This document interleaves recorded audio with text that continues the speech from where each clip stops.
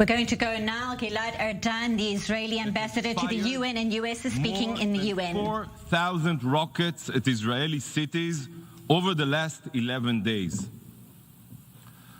Right now, as I speak to you, Israeli civilians are running to find shelter from Hamas's indiscriminate attacks.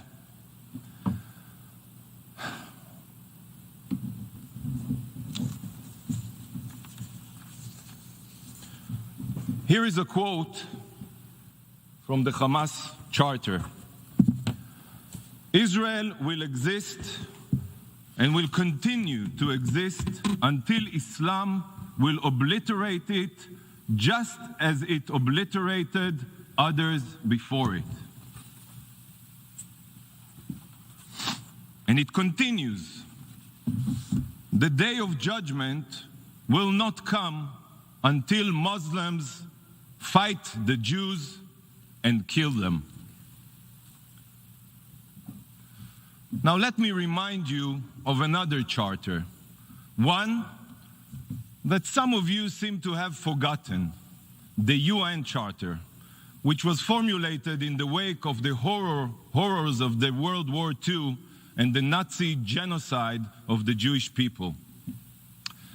The Charter of the UN calls to, and I quote, reaffirm faith in fundamental human rights, practice tolerance, and maintain international peace and security.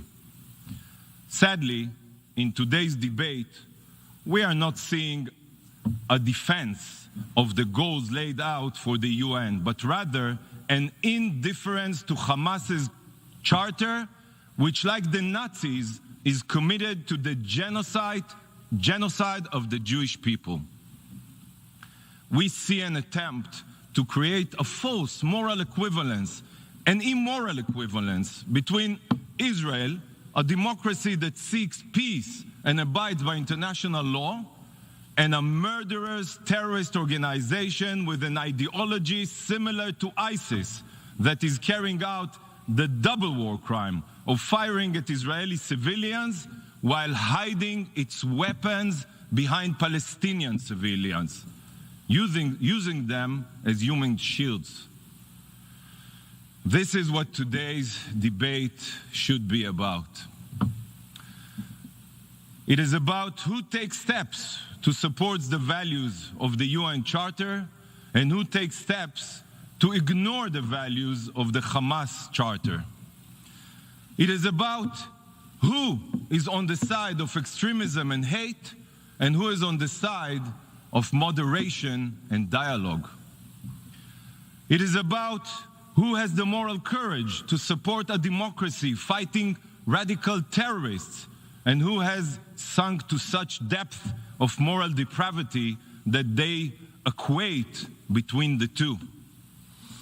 Every speaker here today that fails to unequivocally condemn Hamas, that fails to distinguish between Hamas's war crimes and Israel's self-defense, that chooses to demonize Israel rather than supporting its heroic efforts to dismantle Hamas's terrorist infrastructure, is only strengthening extremist forces, encouraging terrorist groups to use civilians as human shields, and undermining the chances for peace.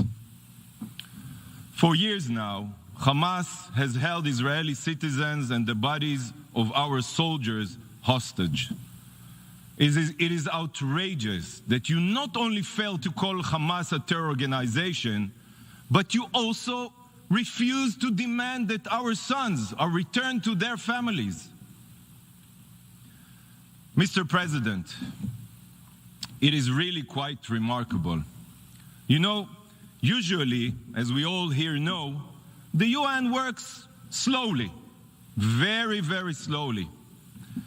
It took the General Assembly a few months to convene a discussion on the fight against COVID-19, from which millions around the world have died. But when it comes to holding a debate to pressure Israel and give a terrorist organization a free pass, you were able to convene after only 11 days. What a disgrace. Is this what the UN was established for? Are those your priorities?